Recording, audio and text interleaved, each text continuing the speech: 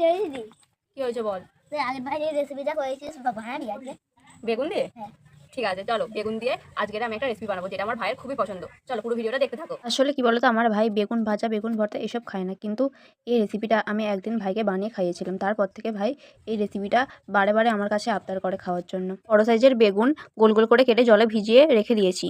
এরপর মিক্সিং জারে একটা বড় সাইজের পেঁয়াজ টমেটো আর কাঁচা লঙ্কা ছোটো ছোটো করে কেটে মিক্সড করতে দিয়েছি।